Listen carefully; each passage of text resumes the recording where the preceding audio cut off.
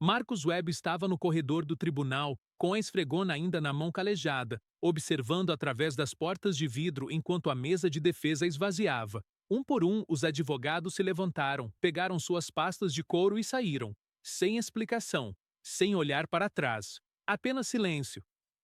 E então, Sarah Chen, a bilionária CEO farmacêutica que estava sozinha naquela mesa, olhou diretamente para ele.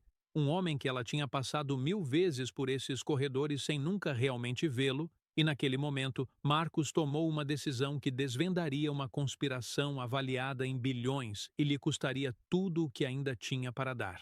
As luzes fluorescentes do Tribunal de Manhattan zumbiam sua canção interminável e sem alma às 4h47 da manhã. Marcos já estava ali há 2 horas, empurrando seu carrinho pelo corredor do terceiro andar, seus movimentos precisos e treinados. 32 anos de pisos. É isso que seu corpo conhecia. O ritmo do esfregão contra o mármore, o cheiro de limpador industrial, o peso de um balde que nunca ficava mais leve, não importava quantos anos você o carregasse. Ele tinha 51 anos, embora seu reflexo nos pisos polidos às vezes o fizesse parecer mais velho. Linhas ao redor dos olhos que vinham de mais do que a idade, uma tensão na mandíbula que nunca se soltava completamente. Sua filha, a Alia, tinha 17 anos agora. Brilhante. Irritada com ele na maioria dos dias. Ela não entendia por que ele ainda vinha aqui, por que ainda empurravam um esfregão em um prédio onde homens de ternos de $3.000 passavam por ele sem reconhecimento. Papai, você poderia fazer qualquer coisa, ela tinha dito no mês passado, de pé no pequeno apartamento deles, no Bronx, braços cruzados. Você tem um diploma de direito. Eu tenho um passado, ele tinha respondido calmamente, sem olhar para ela. Há uma diferença. O café em seu termo estava frio quando ele terminou o corredor principal. Marcos sentou-se nas escadas do porão, deixando o silêncio envolvê-lo como um velho cobertor. Este porão, essas escadas, eram sua terapia. O único lugar no mundo onde ele não precisava atuar. Não precisava pedir desculpas. Não precisava explicar por que Marcus Webb, que um dia teve um escritório de canto na Meridian Legal Group, agora limpava banheiros por $34.000 por ano. 10 anos atrás, ele era imparável. Um sócio de uma das firmas mais prestigiadas de Manhattan. Ele tinha defendido denunciantes, enfrentado gigantes farmacêuticos, vencido casos que apareciam no noticiário da noite. Então veio o Acordo Hartwell, um caso tão grande, tão complexo, que quando as evidências que ele havia reunido desapareceram do servidor seguro, ninguém acreditou nele. Disseram que ele as fabricou, disseram que ele roubou da firma para cobrir suas próprias dívidas, dívidas que não existiam, mas que eram fáceis de fabricar na era digital. A cassação foi rápida, os processos movidos por ex-clientes ainda mais rápidos. Sua esposa, Catherine, tentou apoiá-lo inicialmente, mas quando o dinheiro acabou e as acusações continuaram, ela fez sua escolha. Ela levou a Alia com ela, mudou-se para Atlanta com um homem de sua aula de yoga e se casou novamente em 18 meses. Isso aconteceu há 9 anos. A Alia voltou para ele há 2 anos, aos 15, zangada, de coração partido e procurando por seu pai. Ela tinha vivido com sua mãe e a nova família dela, e algo nisso a tinha destruído. Ou talvez ela finalmente tivesse entendido que ele não tinha sido o vilão que todos diziam. De qualquer forma, ela escolheu ele. Escolheu esse pequeno apartamento. Escolheu o homem com o esfregão ao invés da mulher com a mansão. Marcos não merecia, mas aceitou como um presente que passaria o resto da vida tentando reembolsar. Às 8h30, o tribunal começava a encher. Marcos podia sentir a mudança de energia quando casos importantes eram ouvidos. Havia uma qualidade particular no ar nesses dias, uma espécie de eletricidade que fazia até o mármore parecer vivo. Ele tinha se posicionado perto da sala de audiência principal, ostensivamente repondo os dispensers de água, mas sua atenção estava totalmente no que acontecia lá dentro. Sarah Chen estava sozinha na mesa de defesa. Ele já a tinha visto antes, passando pelos corredores com sua equipe de advogados, seguindo atrás dela como remoras atrás de um tubarão. Ela tinha quase 50 anos, impecavelmente vestida, do tipo de mulher que aprendeu a carregar o poder como outras mulheres carregam bolsas de grife, de forma casual, como se fosse parte do seu DNA. Mas algo era diferente hoje. Sua equipe jurídica não estava lá. Marcus observou a promotora, Victoria Strand, levantar-se com um sorriso que poderia cortar vidro. Vossa Excelência, parece que a defesa abandonou sua representação. Pedimos julgamento padrão imediato. A juíza Patrícia Olmsted, de 60 anos e impossível de decifrar, virou-se para Sarah. Senhora Chen, onde está seu advogado? As mãos de Sarah tremeram levemente enquanto ela se levantava. Eles estavam aqui ontem, Vossa Excelência. Liguei várias vezes esta manhã. Ninguém atende. Não entendo o que está acontecendo. Isto é altamente irregular, disse a juíza Olmsted, e havia algo quase simpático em sua voz. No entanto, sem representação, não posso prosseguir. O tribunal irá. Eu a representarei. As palavras saíram antes que Marcus tivesse tempo de pensar nelas. Antes que seu sistema nervoso pudesse enviar um aviso. Antes que seu instinto de sobrevivência pudesse lembrá-lo de que tinha uma filha dependendo dele, que não podia se dar ao luxo de perder aquele emprego, que algumas batalhas não eram dele lutar. Ele havia dado um passo à frente sem tirar as luvas de trabalho, sem mudar sua expressão, sem qualquer das atuações que sua vida agora exigia. A sala de audiências ficou absolutamente silenciosa. Com licença? A voz do juiz Olmsted foi aguda. Vou representar a senhora Chen, meritíssimo. Marcus colocou seu esfregão contra a parede, e o som dele se movendo fez todos se virarem. Se ela aceitar minha representação. O riso de Victoria Strand foi do tipo que poderia quebrar vidro. Meritíssimo, o zelador está se oferecendo para exercer a advocacia? Sou membro da Ordem dos Advogados de Nova York, disse Marcus, sua voz firme e baixa. Ele colocou a mão no bolso, onde ainda carregava uma identidade antiga, laminada e gasta. Número da licença 847291. Ativo, embora não esteja praticando atualmente. O juiz Olmsted pegou a identidade. Suas sobrancelhas se levantaram. Marcus Webb, você foi descredenciado em 2014. Fui suspenso, meritíssimo. Minha licença de advogado foi restaurada em 2017 após provar que as acusações contra mim foram fabricadas. Ele fez uma pausa. Tenho esperado há muito tempo para usá-la novamente. Sarah Chen o encarou com uma mistura de esperança e descrença. Sim, ela disse com uma voz baixa. Sim, eu aceito. Por favor. O juiz Olmsted devolveu a identidade. Você tem 20 minutos para se reunir com seu cliente, Sr. Webb, e sugiro que encontre algo mais adequado para vestir. O corredor fora da sala de audiência era um borrão de sussurros e flashes de câmeras. Marcus ignorou tudo isso e focou em Sarah Chen, que o seguiu até uma pequena sala de consulta, ainda com sua expressão de choque cuidadoso. Por quê? Ela perguntou antes que ele pudesse falar. Você não me conhece. Você pode perder esse emprego. Acronym. Já não tenho nada, respondeu Marcus. As palavras não eram autopiedade, simplesmente eram verdade. O que significa que sou o único aqui que pode se dar ao luxo de se importar com justiça em vez de horas faturáveis.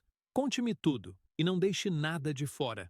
A história de Sarah veio em fragmentos no começo, depois mais rápido, como uma represa se rompendo. Ela tinha fundado sua empresa, Meridian Pharma, um nome que fez a respiração de Marcus ficar presa, há 15 anos. Ela dedicou esses anos ao desenvolvimento de um tratamento para leucemia infantil, uma cura real, não apenas o gerenciamento da remissão. Algo que poderia ter salvado milhares de vidas. O tratamento funciona, disse Sarah, com a voz tremendo. Fizemos testes, temos resultados. Mas agora a Vex Pharmaceuticals está alegando que eu roubei a fórmula deles. Estão dizendo que acessei a pesquisa deles ilegalmente, que sou uma ladra. Você fez isso? Perguntou Marcus. Não, seus olhos nunca desviaram dos dele. Nunca conheci alguém da Vex. Desenvolvi este tratamento do zero. Com minha própria equipe, com meus próprios recursos. Marcus recostou-se na cadeira, seu instinto de advogado, a parte dele que nunca realmente morreu, começando a despertar. Por que toda a sua equipe jurídica desapareceu? Não sei. As mãos de Sarah se cerraram no colo. Eles estavam confiantes ontem. Disseram que tínhamos uma defesa forte. E então, nesta manhã, nada. É como se eles nunca tivessem existido. Foram pagos para sair, disse Marcus calmamente. Essa é a única explicação que faz sentido. Os olhos de Sarah se arregalaram. Por quem? É isso que temos que descobrir. As declarações de abertura começaram às 10 da manhã. Marcos usava o único terno que possuía, um Brooks Brothers de outra época, ainda pendurado em seu apartamento como um fantasma de uma vida que ele havia abandonado. Agora, ele vestia de forma diferente, mais folgado nos ombros, mais apertado na cintura. Mas quando se levantou ao pódio, algo mudou. O mopi que ele vinha empurrando há 10 anos caiu como um traje que finalmente estava tirando. Senhor, membros do júri, começou ele, e sua voz era a voz para a qual treinara, a voz que uma vez deixou o advogado adversário nervoso. Meu nome é Marcus Webb. Entendo que minha aparência é incomum. Também entendo que vocês provavelmente estão se perguntando por que alguém na minha posição se apresentaria aqui em nome de um CEO bilionário. A resposta é simples. A justiça não olha para contas bancárias, ela olha para a verdade. E a verdade neste caso é que Sarah Chen não roubou nada. Ela criou algo. E há pessoas neste mundo que prefeririam destruí-la do que permitir que essa criação exista. A abertura de Victoria Strand foi elegante e polida. Ela apresentou documentos, cronogramas, depoimentos de supostos testemunhas. Em papel, parecia devastadora, mas Marcos vinha lendo nas entrelinhas há 30 anos. Ele podia ver as inconsistências, o timing forçado, a maneira como certas peças de evidência haviam sido selecionadas, enquanto outras haviam sido conspicuamente deixadas de fora. Durante o intervalo do almoço, Alia enviou uma mensagem de texto para ele. A mãe viu as notícias. Ela está furiosa. Diz que você está jogando sua vida fora novamente. Me ligue. Marcos olhou para a mensagem por um longo tempo. Então, bloqueou a notificação e desligou o telefone. Haveria tempo para explicar para Alia depois. Se houvesse um depois. A primeira testemunha foi o Dr. Richard Holloway, diretor científico da Vex Pharmaceuticals. Ele testemunhou que Sarah havia roubado algoritmos principais de suas pesquisas. Ele falou com autoridade, com a confiança casual de um homem que nunca tinha sido questionado na vida. Quando Marcos o interrogou, ele se moveu lentamente, com cuidado, como um cirurgião fazendo uma incisão. Dr. Holloway, você testemunhou que a Sra. Chen acessou os servidores seguros da Vex em 14 de março de 2019. Está correto? Sim, respondeu Holloway. E você tem registros de servidor que confirmam isso? Temos. Posso vê-los? Os registros foram apresentados como evidência.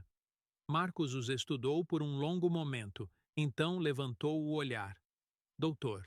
Holloway, de acordo com esses registros, o acesso veio de um endereço IP registrado na Biblioteca Pública de Nova York. É lá que a Vex Pharmaceuticals mantém seus servidores? Um riso abafado vindo da galeria. Não, obviamente não. O acesso foi remoto. Remoto de onde? Holloway hesitou. Não sabemos exatamente. Os registros não especificam. Então, alguém acessando um computador de uma biblioteca pública poderia ter acessado seus servidores e vocês não teriam como saber quem era essa pessoa? Esse é o seu sistema seguro? O ponto é, a Sra. Chen tinha um motivo. Você não respondeu à minha pergunta, interrompeu Marcos suavemente. É verdade que qualquer pessoa com conhecimentos técnicos básicos poderia ter acessado seus servidores de qualquer local e os registros mostrariam apenas o endereço IP? Tecnicamente, sim, mas... Obrigado, Dr. Holloway. Sem mais perguntas. Os dias se misturaram. Cada testemunha que Victoria apresentou, Marcos desmontava sistematicamente. Não com agressividade, mas com precisão. Com a aplicação cuidadosa da lógica ao testemunho deles. Com perguntas que os forçavam a reconhecer os buracos em suas próprias histórias. No quarto dia, algo mudou na júri. Seus olhos tinham mudado. Eles não olhavam mais para Sarah Chen como uma criminosa. Eles a olhavam como uma mulher sob ataque. No quinto dia, Alia veio ao tribunal. Ela o esperava no corredor após a sessão terminar, de braços cruzados, com o rosto uma parede cuidadosamente construída de raiva. Ela era muito parecida com ele, mesmos olhos castanhos profundos, mesma maneira de segurar os ombros quando tentava não chorar. Você está nos destruindo, ela disse sem rodeios. Alia, Você sabe o que estão dizendo na escola? Que meu pai é uma piada, que ele é um ex que fica brincando de se vestir com seu velho terno. Você sabe como isso se sente? Marcos colocou a pasta de lado. Sim. Não, você não sabe. Você já bateu no fundo. Você já perdeu tudo, mas eu não perdi. E você está me fazendo perder. As palavras caíram como golpes, mas Marcos não vacilou. Você está certo. A Lia piscou. Ela estava preparada para a defesa, para a explicação, para todas as coisas que um pai deveria dizer. Ela não estava preparada para a aceitação. Desculpe, continuou Marcos. Desculpe que isso seja difícil para você. Desculpe que eu seja seu pai e não seja melhor em te proteger da dor, mas também não posso simplesmente fugir disso. Não posso assistir à justiça morrer na minha frente e não fazer nada a respeito, não quando tenho o poder de lutar de volta. Mesmo que nos custe tudo. Mesmo assim, disse Marcos, porque se eu não fizer, então o que estou ensinando a você, que o conforto é mais importante que a verdade, que é mais fácil ficar em silêncio? Eu já aprendi essa lição, meu amor. Eu vivi isso e não vou ensiná-la a você. Os olhos de Alia se encheram de lágrimas. Ela não se moveu em direção a ele, mas também não saiu. Posso perder este caso, disse Marcos calmamente. Posso perder este emprego. Sua mãe pode tomar uma ação legal, mas não vou perder minha integridade. E se você não entender mais nada sobre mim, preciso que você entenda isso. Alia ficou lá por um longo momento. Então, ela caminhou em direção a ele e envolveu seus braços ao redor dele, seu corpo tremendo. Ele a segurou no corredor do tribunal enquanto advogados, juízes e pessoas importantes passavam por ele sem parar. E pela primeira vez em 10 anos, Marcos sentiu que finalmente estava vivendo a vida que deveria viver. No 7º dia, tudo mudou. Uma mulher entrou no tribunal antes do amanhecer. Ela era jovem, talvez 30 anos, com olhos assustados e um pendrive apertado na mão trêmula. Ela pediu para falar com Marcus Webb. A segurança quase a dispensou até ela dizer 2 palavras. Evidência, tudo. Seu nome era Rachel Voss, e ela trabalhava na Vex Pharmaceuticals há 7 anos. Ela era quem acessava os computadores da biblioteca pública. Ela tinha sido paga $50.000 para fazer isso, para criar uma trilha falsa que levasse a Sarah Chen. Ela tinha arquivos, e-mails, registros de pagamento. Ela tinha o nome do homem que orquestrou tudo, James Whitmore, CEO da Vex, e, mais importante, um homem que fazia parte do conselho da Consolidated Healthcare Holdings, uma empresa avaliada em $340 bilhões. Por que se apresentar agora? Marcos perguntou a ela na pequena sala de consulta, mal ousando respirar. Porque minha filha foi diagnosticada com leucemia, disse Rachel com a voz embargada. Ela tem 5 anos, e eu assisti ao julgamento. Ouvi Sarah falar sobre o tratamento dela. Percebi que minha ganância poderia ter impedido minha filha de ter acesso à cura que poderia salvar a vida dela. Eu não poderia viver com isso. Marcos pegou o pendrive com mãos que ainda não estavam completamente firmes. Precisamos levar isso ao promotor. Não, disse Rachel. Você precisa apresentar isso ao tribunal. Você precisa expô-los na frente de todos. Eles precisam saber que não podem fazer isso. Não podem simplesmente comprar sua saída das consequências.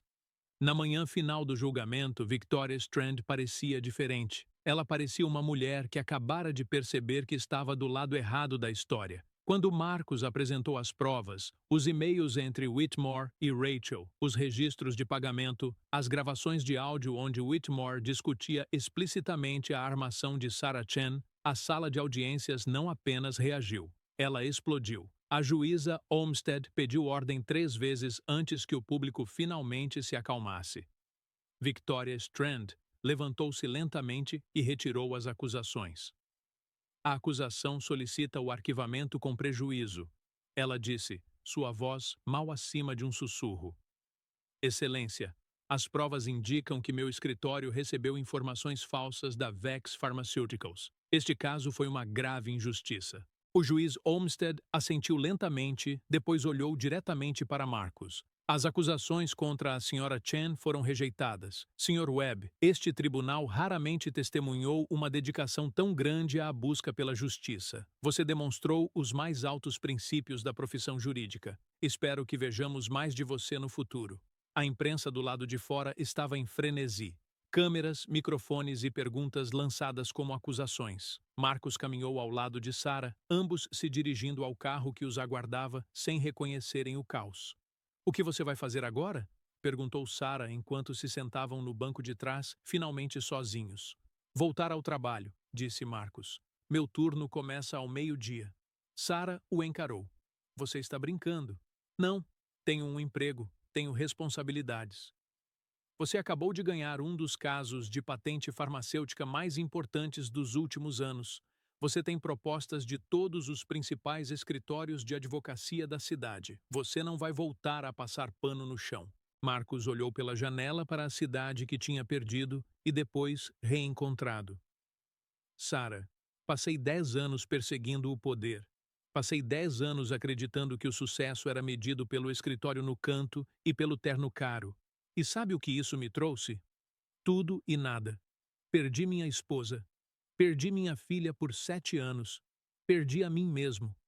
Ele fez uma pausa. "Este emprego, passar um pano às 4 da manhã, receber quase nada para sobreviver, ser invisível para todos que importam, foi o que me salvou. Este trabalho me ensinou que a medida de uma pessoa não é o que ela ganha, é o que ela está disposta a sacrificar. É se ela ainda consegue ver claramente quando todos os outros estão cegos." "Então você realmente vai voltar", disse Sarah suavemente. "Não permanentemente", respondeu Marcos. "Mas sim, hoje e amanhã, por um tempo, porque fiz um compromisso e eu não quebro mais esses." O segurança do tribunal deu uma segunda olhada ao ver Marcos entrando de uniforme de manutenção. OAC. O mesmo guarda que tinha permitido sua passagem 1000 vezes sem reconhecimento, de repente, quis parabenizá-lo. Marcos agradeceu educadamente e empurrou seu esfregão pelo corredor do terceiro andar. O mármore nunca tinha parecido mais bonito. 3 meses depois, Marcos abriu uma porta na West 47th Street. A placa dizia: Webb & Chen, defesa de patentes farmacêuticas, serviços pro bono. A Alia estava lá para a cerimônia de inauguração. Ela usava um terno, o mesmo corte Brooks Brothers do de seu pai, ajustado para caber em seu corpo. Ela tinha decidido cursar direito, não porque estivesse fugindo de algo, mas porque estava correndo em direção a isso. "Você tem certeza disso?" ela perguntou enquanto eles estavam no escritório vazio, com a luz do sol entrando pelas janelas. "Nunca estive mais certa de algo", respondeu Marcos. "Sarah está investindo o capital. Ela está financiando uma divisão sem fins lucrativos. Qualquer empresa farmacêutica tentando roubar de pequenos inventores, de pesquisadores independentes, nós assumimos os casos. Fazemos isso de graça. Fazemos porque é o certo." "E você está deixando o tribunal?" Marcos sorriu. "Estou tirando uma licença. O juiz me ofereceu. Aparentemente, meu serviço foi valioso o suficiente para que prefiram que eu continue na lista, só por precaução, caso precisem de alguém para ajudar em outros casos pro bono. Vou trabalhar aqui e ainda vou limpar aquele tribunal, pelo menos alguns dias por semana." "Por quê?" Alia perguntou, genuinamente curiosa. "Porque aquele corredor é onde me encontrei novamente, e eu nunca quero esquecer isso. Nunca quero esquecer que um homem com um esfregão pode mudar o mundo se for corajoso o suficiente para falar." 6 meses depois, Sarah foi até o escritório dele com vinho e com algo mais, uma vulnerabilidade que ela aprendeu a mostrar somente na presença dele. "Tenho pensado em deixar o cargo de CEO", ela disse. Eles estavam sozinhos. Tarde da noite, a cidade brilhando abaixo deles. "Quero focar no tratamento. Quero vê-lo distribuído globalmente. Quero garantir que nenhuma criança morra por algo que poderia ter sido curado." "Isso é nobre", disse Marcos. Estava pensando. Sarah hesitou de uma maneira que lhe lembrou como ela tinha olhado para ele naquele primeiro dia na sala de audiências. Estava pensando que gostaria de fazer isso com alguém. Alguém que entenda o que significa lutar por algo em que acredita. Alguém que não tenha medo de se levantar mesmo quando o mundo inteiro está sentado. Marcos olhou para ela. Esta mulher que lhe dera uma segunda chance de encontrar sentido, que tinha visto além do uniforme, que reconhecera que heróis não usam ternos caros. Você está me pedindo para ser seu parceiro? Ele perguntou suavemente. Estou perguntando se você vai me deixar ser seu, ela respondeu. Naquela noite, depois que Sarah saiu e a Alia ligou para compartilhar a empolgação de sua primeira semana na faculdade de Direito, Marcos estava na janela do escritório que levava seu nome. Ele pensou no homem que tinha sido há 10 anos, o advogado ambicioso e destemido que acreditava que o sistema o protegeria, que a bondade seria recompensada, que o mundo fazia sentido. Ele ficou feliz por aquele homem ter ido embora.